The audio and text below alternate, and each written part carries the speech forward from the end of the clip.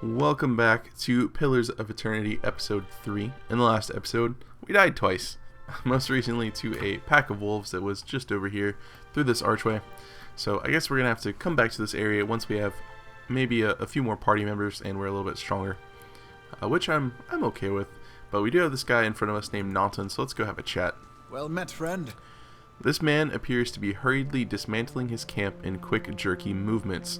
He looks up as you approach, his expression tense and drawn. "Greetings," he says, a little breathless. "On your way south, is it?" He wipes his brow, turning to face you. "The sooner you're clear of these woods, the better, I think." Well, let's see what we have. Our caravan was attacked. There's a strange machine up north. What's your hurry? Only passing through. To ask what his hurry is, we want to try to find out if maybe there's any trouble in this area, so, you know, what's your hurry? The man looks down at the tent and then at his hands. "I mean to follow my own advice. Came out here on a hunt, me and a friend of mine. Thought we'd bring a stag home, eat something other than bread for once. Came up on a bear instead, great monstrous thing, and Pearly, he didn't make it." He shakes his head. "I don't know what I'll tell his wife. In any case, this forest's already cost me a friend. I'm heading home before it takes anything else." Where's the bear? I already think I know where the bear is. "In a cave a ways up that way." He turns to point to the northwest. "I wouldn't seek it out if I were you. It was a great brute of a beast. Would hate to hear that it took another life." So that is definitely the bear that has taken our life already. "In any case, this forest's already cost me a friend. I'm heading home before it takes anything else." Maybe we can try to recruit him. Let's ask who we are, or who he is. Name's Naughton, born and raised in Gilded Vale. Haven't had a spot of luck since. His face twists. Luckier than Pearly, I suppose. Alright, well, I guess let's say our farewells. Sad that we couldn't recruit him, but that's okay. We could have used a bow, for sure. Northwest to Garen's Grasp, south to Gilded Vale. Well, Gilded Vale is where we are headed. It will take you 8 hours to complete your journey from Valewood to Gilded Vale. That's totally okay.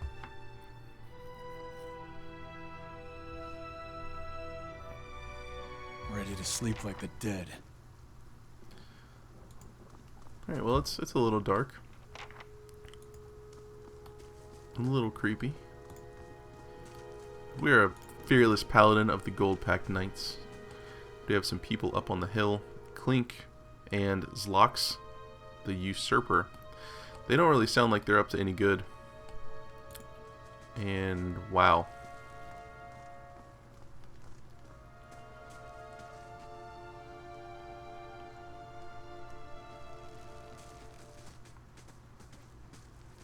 You must be one of the new settlers. Welcome to Gilded Vale. You'll be pleased to know that we've had some recent vacancies here. A man approaches you, his skin as dull and gray as the desolate village behind him. He scans you with sunken, lifeless eyes. He glances at the gnarled, leafless monstrosity of a tree next to him. Yeah. That's, I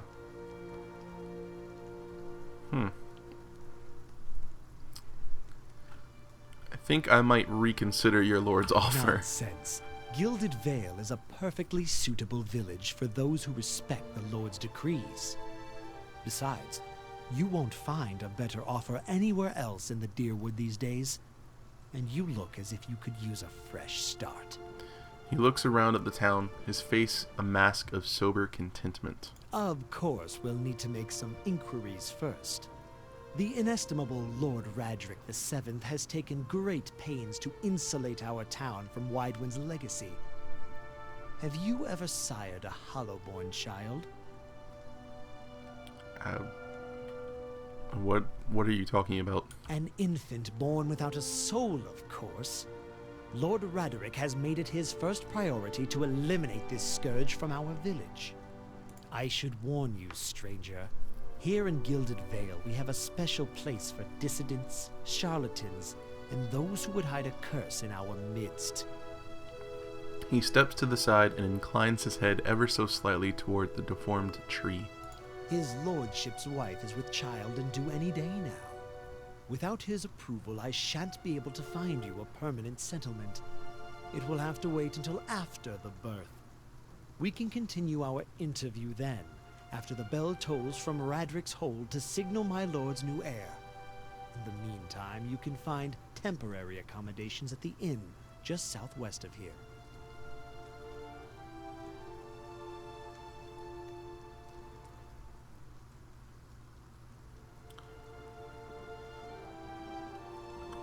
I want to know about the tree. What's with the tree? Urgit doesn't even look over his shoulder. Ah yes, not everyone has accepted the measures necessary to keep the village safe. Ever since Lord Radric banished the mothers of Hollowborn, some have taken up arms against him, and while he's been searching for a cure, he's been beset with frauds and opportunists. We've had ciphers, wizards, and animancers come through town, taking the Lord's coin and promising to end the curse. Lord Radric finally decided to make an example of those who would profit from our tragedy. He points to the body of a dwarven woman. The latest was an animancer from the Valian Republics who claimed to know techniques none of us had seen. By now, we've seen it all. Okay, well, is there someone in town that can help regarding Beowix? Been feeling a bit strange. Whatever your problem, it sounds like a matter for an animancer. However, the only animancer in Gilded Vale isn't in any condition to speak. Consider yourself fortunate. After she failed Lord Radric, we saw to it that she wouldn't profit from the misplaced trust of others. A bad cure is often worse than none at all. I don't know. A cure implies that it will actually cure you.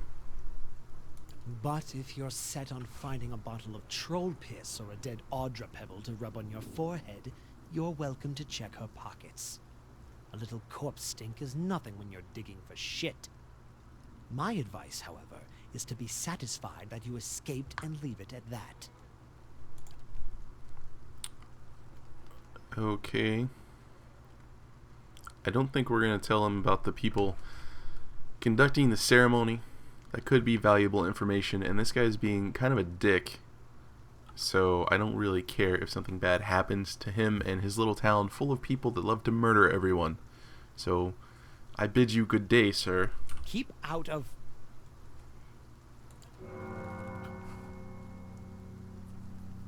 Listen! 2 tolls.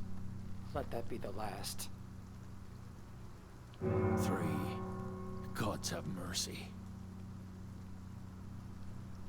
It seems your arrival is ill-timed. Urgit looks towards the east, his expression unreadable. He blinks slowly and turns his attention back to you. 3 bells toll only for the death of a Radric. I fear Lord Radric's heir is lost, or else Hollowborn, and so lost all the same. You should tread carefully. Circumstances have changed a great deal. Does this affect the Lord's offer to new settlers? I can be sure of nothing right now. I advise you to get some rest. The inn, or a stable for all I care. Find me afterwards. I will know more soon enough.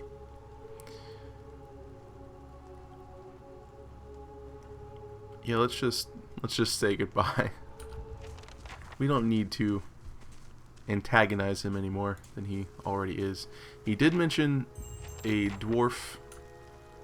We could check her pockets. Let's go over here. Scattered between the roots are bracelets of twine and bead, wilting flowers, and notes half erased by the rains. Okay, so I've learned that holding tab will pop up something. But it doesn't look like there's a dwarf that we can interact with. We have some villagers we can talk to. Let's go talk to Eater. Were you looking for someone in that tree? I could introduce you. Looking for anyone who can help me feel better. He gives an understanding nod as he takes a long drag from his pipe. My condolences. He exhales and turns his attention away, watching the village around him. Is that all you have to say to me? Apparently so. Alright, well, I guess we go this way. Things are bound to get worse now. The crops are blighted, the legacy is upon us, this place is cursed. Okay, well, he said the inn was... Did he say where the inn was? I don't remember. We have a smithery, we have a windmill, we have Ingrod's house, Alfra's house, the Black Hound Inn, okay, so that's down there, Aloth, and some roads out of town, it looks like. The Temple of Aethys. This doesn't look like much of a temple. Looks like we have stairs going down. Beneath the vines are crude carvings of a sun rising over 3 stars. Thalian. As you near, you feel a vibrant history contained in the essence of this man's soul. Voices from its past seem to call out to you. Reach for the soul. You see a pennant waving tall and sluggish in the wind, a rising sun embroidered on the banner, the vanguard of a small troop of paladins. The atmosphere is buoyant, if restrained, and their armor has not yet been tarnished by the elements. This expedition is fresh, young, filled with zest and zeal. At their head stands a commander, awkward in full armor but determined in step. Despite the excitement of his fellows, he does not smile. There's a twist in his mouth, his countenance grim. He throws up a hand, halting his troops. Silence falls among them, revealing a dark thunder, deep and low. He orders them to ready their weapons and spread out. Eyes dart from horizon to horizon, necks twisting to see the source of the sound. In the distance, dust and lightning rise from the ground as Stygian clouds race towards them overhead. The soldiers stand, only the staccato movement of their breath betraying their nerves. The commander closes his eyes, calling a blessing down on his troops. Invigorated, invincible, they wait as the enemy draws closer, poised to attack. I'm not sure what that is. I think I read on the forums that people with gold names are actually from the Kickstarter backers. I think if you backed or if you pledged a certain amount of money, then you got to have a little character in the game and write a little story or something. So I'm pretty sure that's anyone with a gold name. Let's go check Eater real quick just to see if he has, like, what color his nameplate is. Okay, it's just black, and he's black as well. So I guess anyone with the gold name is someone that we could probably ignore because I don't think they actually involve any sort of lore in the game. Aloth. You see 4 people gathered by the door to the inn. Their raised voices and chopping gestures suggest an argument reaching its climax. The first figure raises his hands for calm. His face is partially obscured by a hood, but his height and stature suggest an elf. I meant no offense. Let's put this matter to rest over a round, shall we? My treat. Hoping to soothe our pride with a few Adira coppers, eh? We don't need your coin. The others, 2 folkmen and an elven woman, don't look convinced. Let's say nothing. Angry townsman. One of the other men glares at the hooded elf. His eyes are red from drink, but his gaze is focused. You've got a lot of gall mocking us in our own village. We don't take ill treatment from foreigners, especially not Adirans. Go on. Say it again.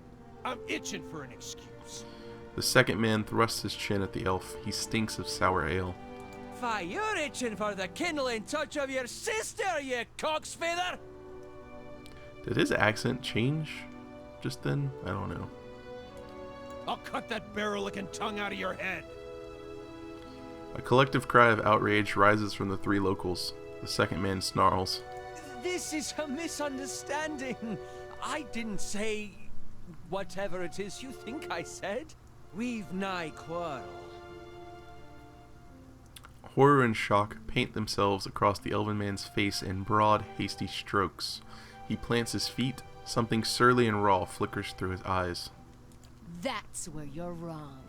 The elven woman draws blade. I don't think attacking him is a good idea. The three drunks scowl at you. And why's that? You know, if you don't want to take my advice,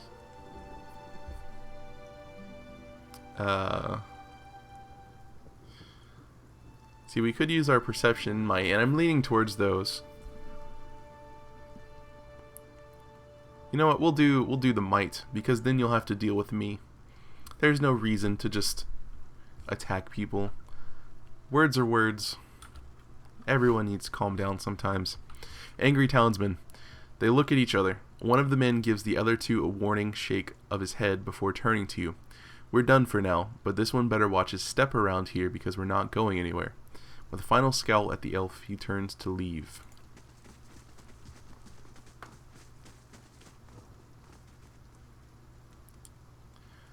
As the three stumble away, the elf turns to you, the tension almost gone from his smooth face.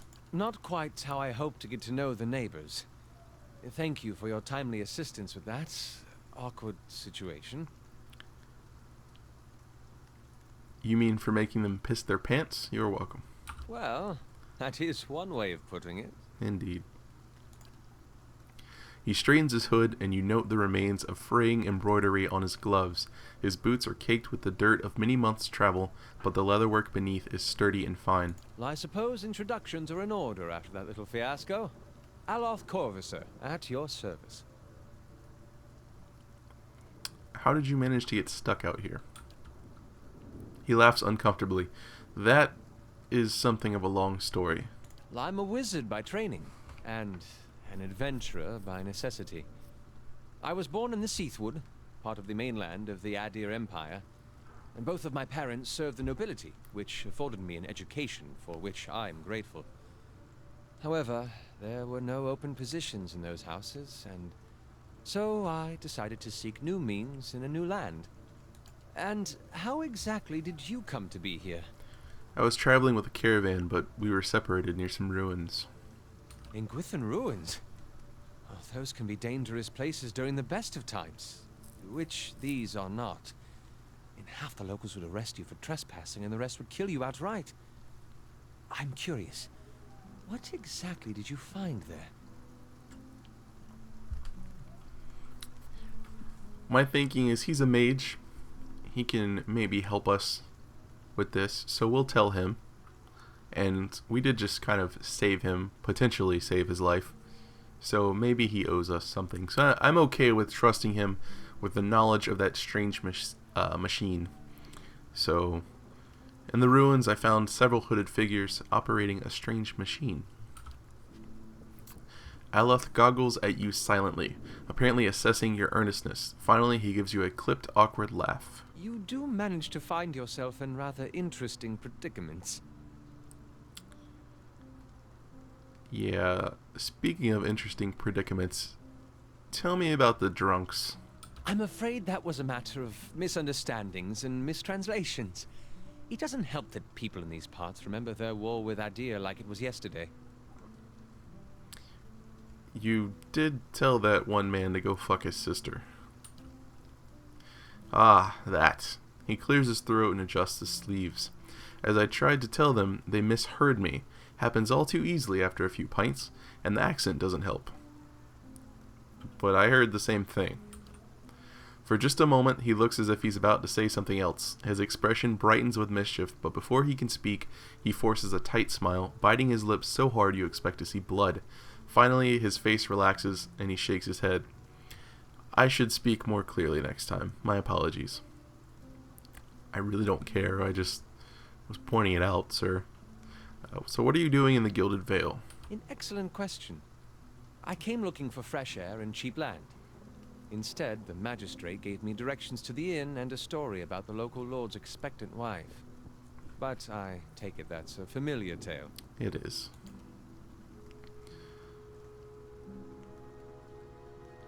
Well, originally, I did come here to start a new life. But now I'm looking for an expert on souls. Indeed. The local lord has searched far and wide for similar specialists. He has rid himself of them almost as desperately. He nods at the gnarled old tree in the center of town. His darting glance takes in the tumble-down buildings and the fallow, rock-strewn fields. I expect that such expertise would be best sought elsewhere. Well, I guess I should get going then. As should I, given recent events. It's just as well. I've had enough of the watered wine and lumpy beds at the inn. They say even the owner tired of the place. Just up and left one day. It explains quite a lot about the upkeep. Perhaps I could join you. I could use a change of scenery, and I find it's better to travel in numbers. So do I. Let's go. Excellent. I shall follow you. Yeah. Very nice. So we have a new companion, Aloth, the wizard. How may I help? Let's check him out. He's a 2nd level wizard. He's a wood elf. Does he have anything really nice on him? Has a grimoire. Okay, this is interesting. Wizards have the ability to learn a staggering number of spells, but they are always limited by the capacity of their grimoires. At any given time, a grimoire may only contain 4 spells of each level. Click on a spell and the right panel to remove it from the grimoire. Add spells to empty slots by clicking on spells in the left panel. Some of these look interesting. Let's go over them. Minoletta's Minor Missiles. Summons 3 spell missiles that batter the target, inflicting crush damage. Archimere's Dazzling Lights. Overwhelms anyone in the area of effect with a brilliant and bewildering pyrotechnic display, decreasing their will and leaving them dazed. Kalikoth's Sunless Grasp. The caster's hands become so cold as to freeze what they touch. Does freeze damage to a target and reduces its accuracy. And Fan of Flames. Creates a cone of fire in front of the caster, causing burn damage to anyone in the area of effect. We also have Wizard's Double. Creates a duplicate of the caster to distract enemies, granting the caster a high deflection bonus against a single attack. And does he have... He does have a wand, a scepter. And also a rapier. And his armor seems like it's sufficient. Alright, well, he did say he was tired of the pillows in the inn, but we need to rest. We have major fatigue. We have a minus 20 accuracy penalty. Let's head into the inn. I also do want to see if maybe we can find Kalisha's sister. I don't remember if she said her name or not, but she did say her sister was in the area, and that's why she was coming here. So maybe we could find Kalisha's sister.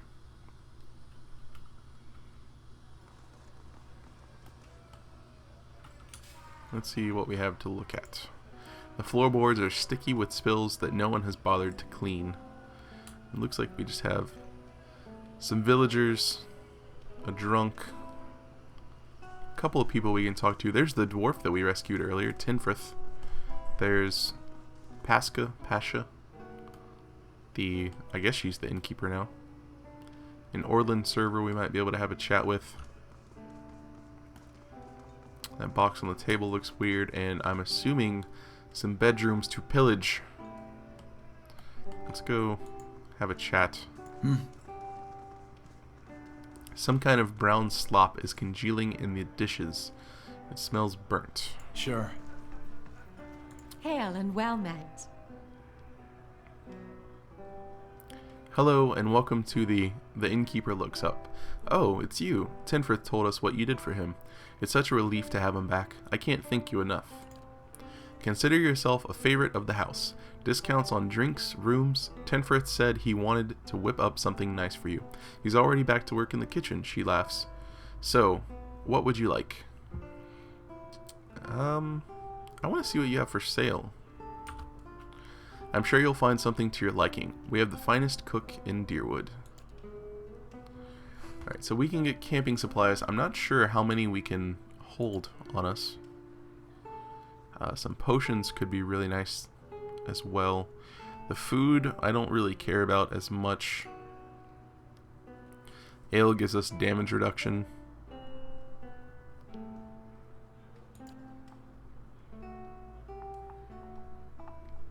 Let's see what we have that we can maybe sell. I kind of want to save some of this stuff for the smithy, just because he might give us a better price since this is more up his alley.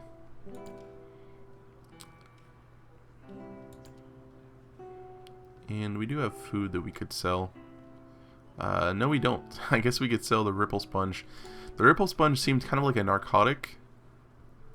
So I think I'm actually gonna keep it. I'm not gonna use it, but eventually I might start selling it. I'm still hesitant to sell things in RPGs until I really know what's what. So let's kind of hang on to this stuff for a little while. And what is this? Rooms. We could get a room. Inns allow characters to rest without using camping supplies. Cheap rooms are usually available, but if you have copper to spend, you may consider the more expensive options. The bonuses they provide last for a long time and affect the entire party. We may get the Deerwood's Pride room. Not yet, though. And we can get adventurers as well. A level 1 adventurer, we can't even look at him. That's unfortunate. That's the store, and this is party management. From the party management screen, you can see what your allies are up to when they aren't in the party. If you've assigned them to adventures, you can see how long it will take for them to complete their assignment. Recalling a companion or adventurer from a mission before it is completed will forfeit all of the potential rewards for that mission. Alright, well, we just have Aloth and ourselves. Late for dinner. Let's go have a chat with Tenfirth. It is his name, right? Yep, Tenfirth. Ah, it's you, my savior. He makes a sweeping gesture to indicate the kitchen around you. It's so good to be back. Do not think I will let this go unrewarded. I have decided that you have earned the right to learn one of my most closely guarded secrets, my dearest recipe. After this, you will eat nothing else. A savory pie to keep you hale and hearty. May it serve you well in your travels. Party has gained savory pie recipe. So how do we do crafting? We can pick a party formation.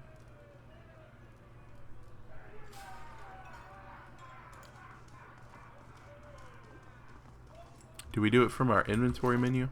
We do. So we know a little bit of food. We know Duke's own beef loaf.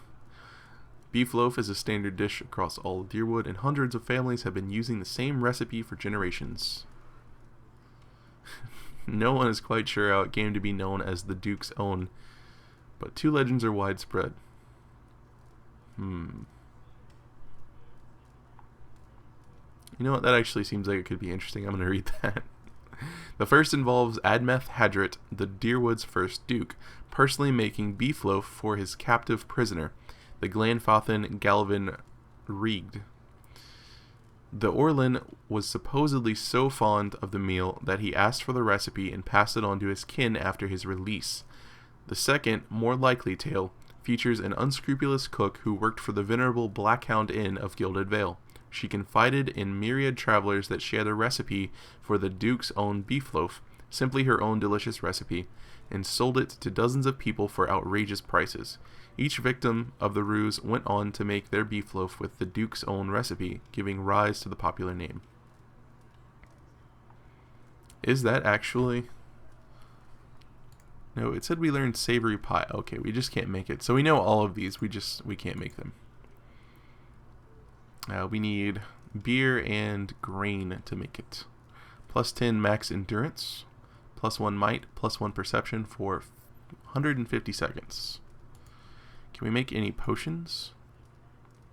The wizard's double. Move speed, minor region would be good. We need binding copper. And we have an amethyst we can use, and we also have a settler's arrow. Apparently we need 60 copper pieces as well. That's weird. Looks like we know quite a few potions. Requires level 5. Alright, well, we're not going to be crafting anything at the moment. I will name a dish in your honor. Well, thank you. Spoons hang by the fire, coated in brownish gunk. Oh. I noticed the red hand. That would be stealing. We're not going to steal from Tenfrith.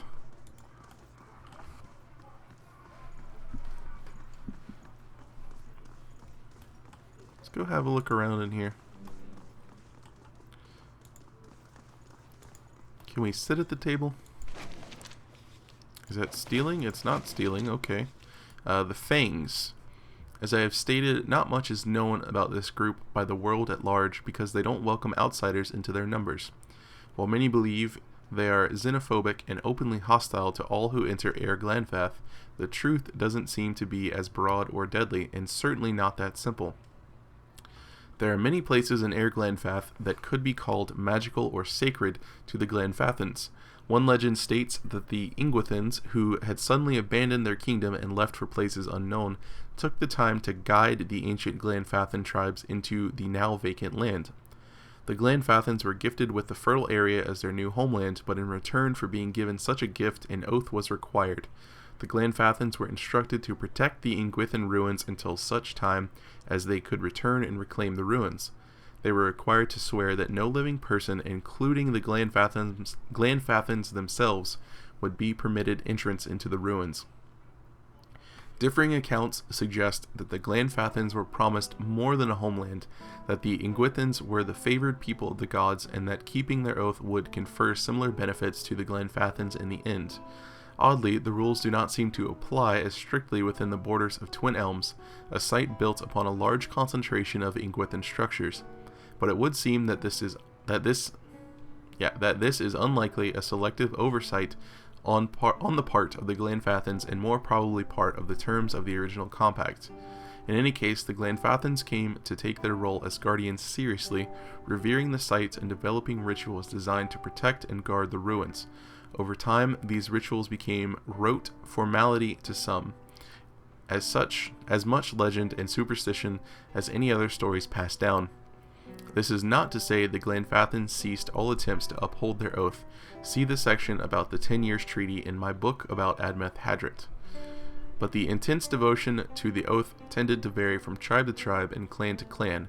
Not so with the Fangs, however. The Fangs are a group joined not by ties of kinship or even community, but of belief.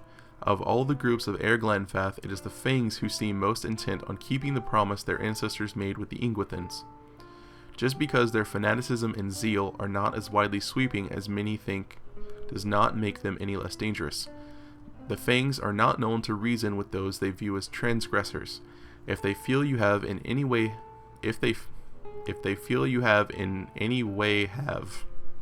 okay, that's not just me. If they feel you have in any way violated the sanctity of a sacred space, their judgment is swift and exact. Reports of the Fangs' attacks can be found in records dating back to the first colonial explorations of Air Glanfath, and even the smallest of a perceived slight can be worthy of execution. The order itself seems to consist mainly of hunters. Whether they are recruited as skilled hunters or trained once they gain access to the order, it is unknown. From all accounts, once they join the Fangs, hunting game falls second behind patrolling Air Glanfath and protecting the ruins, so it is the author's opinion that it is the former.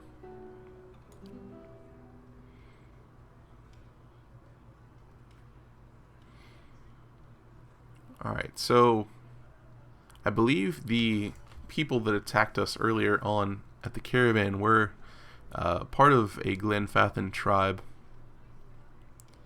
So it seems they've inherited that land from the Ingwithans, and the Ingwithans have kind of decreed that the Glanfathan people need to protect that land. And apparently there's a more strict and devout order, I guess, tribe called the Fangs, and they take their oath quite seriously. We also have some silver.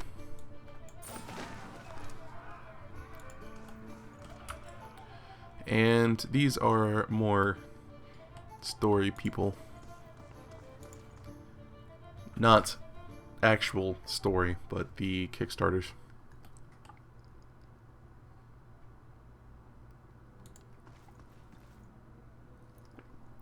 Grab a drink, friend. Not much else of worth in this town, says the woman from Thane. Hey, we said we wouldn't mention Thane. Huh? There are a lot of these people here. These are all locked. This one is not stealing. 10 years of dawn. 10 years I tilled the vorless leaf. In 10 years I told myself that living in Saint Waidwin's footsteps would bring me rebirth. Each dawn I'd pray, if thou art in darkness, he shall bring me light, and yet each night would bring the same emptiness. For my decade of living as a simple dye farmer, all I have to show for it is a great deal of purple clothing. Aethys has not spoken to us since he appeared at St. Waidwin. It was my hope that Aethys would claim me as his next vessel, but alas, the Child of Light remains silent. Every day I practice the ritual of banishing the shadows of the unfaithful, and every day I work my fields in solitude, without sign of Aethys returning. If thou art in darkness, he shall bring me light, but how long must I remain lost in this long night of abandonment? Is this my punishment for keeping my faith a secret? Is Aethys hiding from me until I shout my reverence for all to hear? Surely he must know that the Deerwoodens now hate him and his followers. My countrymen are quick to blame all that was terrible about the Saints' War on those of us still faithful to Aethys. Should they not be angry at the Ridseris soldiers? Do the Deerwoodens not realize that to dismiss the god of rebirth and redemption is to prevent all hope of healing? As I pen these words, I know that I must continue to till the dye leaf. I will awake each day with hope. If thou art in darkness, he shall bring me light. Each day I will pray that the dawn star visits me, just as they visited St. Waidwin in his field of Vorlis. Will they come to me as they came to St. Waidwin, as a man and two women, luminescent and perfect? I am told they come to presage new times, but I am told many things, and I struggle to find the faith to believe it all. And yet each morning the sun rises in the eastern sky, and each morning Aethys illuminates my simple plot of land, casting away the shadows of the unfaithful in his golden gaze. I thank thee, Aethys, for all the springs I've had and all that will come. I am in darkness. Please bring me light. So Aethys, the god of rebirth, and it seems like there was a holy war between the Deerwood and the Ridseris. I'm not sure if I'm pronouncing that right. We'll stash that book. 2 mechanics plus lockpicks, or 3 mechanics. Do we actually have that? We do not. What about you? We have 1. Alright, well, I'm not really gonna steal from people anyways. But if something is I'll see what I can do. Is free to take, lockpicks required 2. We have 5. Yeah, let's go ahead and do it. The work of a moment. Looks like we have another rapier, some padded armor, and a duelist hat. I guess let's just stash all that for now.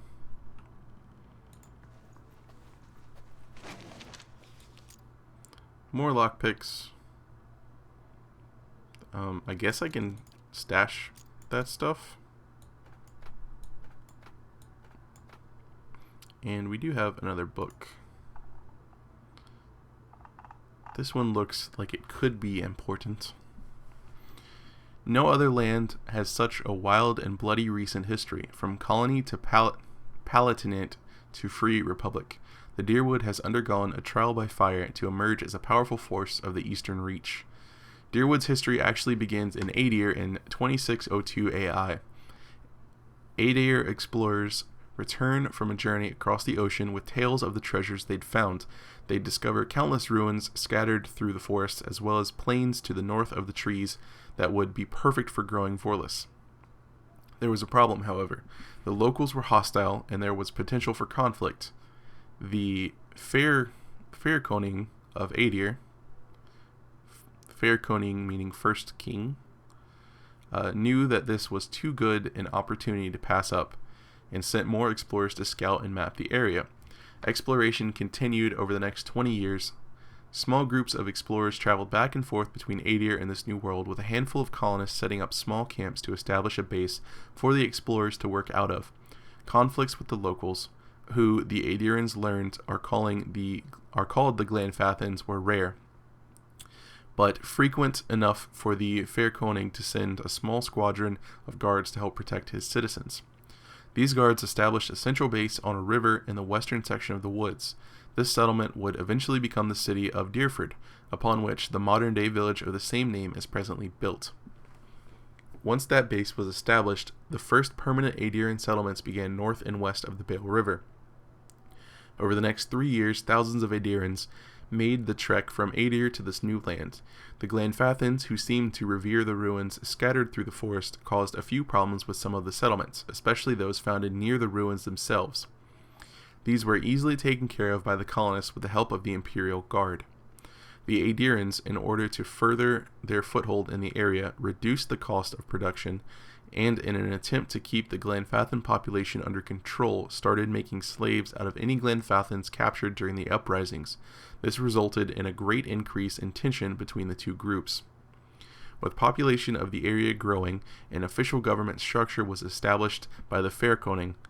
He appointed several earls to preside over the land and assigned them thanes to help run their territories. They called the new Grefrim the Deerwood. Deerford remains the center for the Imperial Guard, but the settlement in Pearlwood Gulf, New Dunrid, was the true seat of power for the area. Sitting at the edge of the ocean, forest, fertile farmland, and a river that runs from coast to the White Marsh, settlers flocked to the area, hoping to establish names for themselves. Adir began to spread across the new land. So the first king of Adir heard about these tales from the explorers coming back from this new land in Deerwood, and he decided that, he wanted that land for the Adir Empire. So it seems like we came over here, over to Deerwood, and tried to settle, had conflict with the natives, being the Glanfathans, and started enslaving them and expanding the Adir Empire throughout this area. Huh?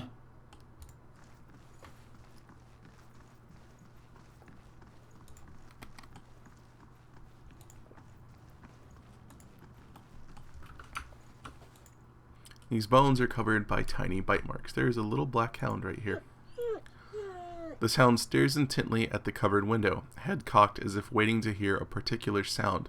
It looks up when you approach and whines a low note, tail wagging slightly. Pet the dog. The dog's tail thumps happily against the floorboards. What is over here?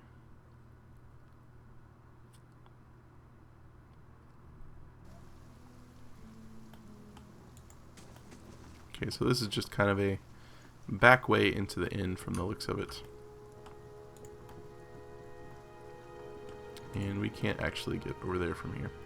Alright, well, I think what we're going to do is go ahead and rest for the night, because we've been traveling for quite a while. We're tired. We've been through a pretty huge ordeal, and as far as I know, we're actually still sick. So let's go talk to who I'm going to call Pasha, the innkeeper down there. But it very well could be Pasca. And we have this little barrel. We have some ale and some grain, so I guess they gave you that so you could make the savory pie. So you know what, we will make a savory pie. And we can nom on that at some point. Alright, let's go. Let's get a room. Good day, stranger. I'd like a room, please. Certainly, you're always welcome. Let's go ahead and splurge. Okay, well, here's the thing. If we get the nice room, we'll get the stat bonus. If we get the common room, we'll have enough to where if we go sell at the smithy, we can come back and get another person for our party. I think that would probably be the smartest thing, but I don't know. Let's get the common room. Let's be smart about it. Let's rest in the common room.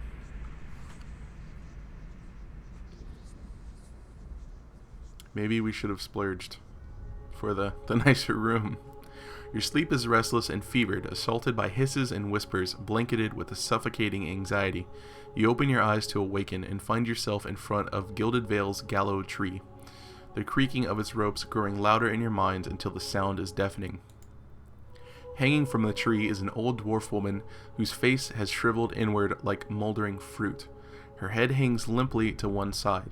As you look at her, she looms larger and larger in your mind until she is mere inches from your face. Suddenly, her head snaps up, her eyes open, and they are empty, and behind them is a vast nothingness that makes your stomach drop. Her mouth slowly parts, and with a gust of rancid air, she speaks a word. Watch her. You jolt awake, the foul smell of the dwarf woman's breath still permeating your nostrils. Sweat runs down your face in thick droplets, and your skin is soaked from head to toe. You remember the woman. You remember seeing her decaying face when you spoke with the magistrate. He called her an animancer. Though it fills you with a new, queasy apprehension, you feel a strange compulsion to see this woman once more, if only to confirm she is truly dead. Alright, well, it is now morning outside, and looking at the time, I want to go ahead and wrap this episode up. I'm going to try to get these episodes around 45 minutes long, so hopefully that's okay with you guys. And it looks like our party deemed, so in the next episode we will definitely take care of that, and we will go explore the town a little bit, do a little bit of trading, and see about maybe recruiting someone else. So we've had quite an eventful journey so far. We've come to the town of Gilded Vale to discover that, you know, things aren't going so well. And maybe that's what Kalicia's sister was writing about, the Hollowborn children. Maybe something happened with that. So hopefully we can find Kalicia's sister, learn a little bit more about what's going on in town, and also maybe get enough money to hire someone else to come join our party, and then go get revenge on that bear and the wolf. Maybe. We'll have to see. So I hope you guys enjoyed. And as always, have a good one. Thanks for watching. Not in that order, but you know what I mean. Have a good one.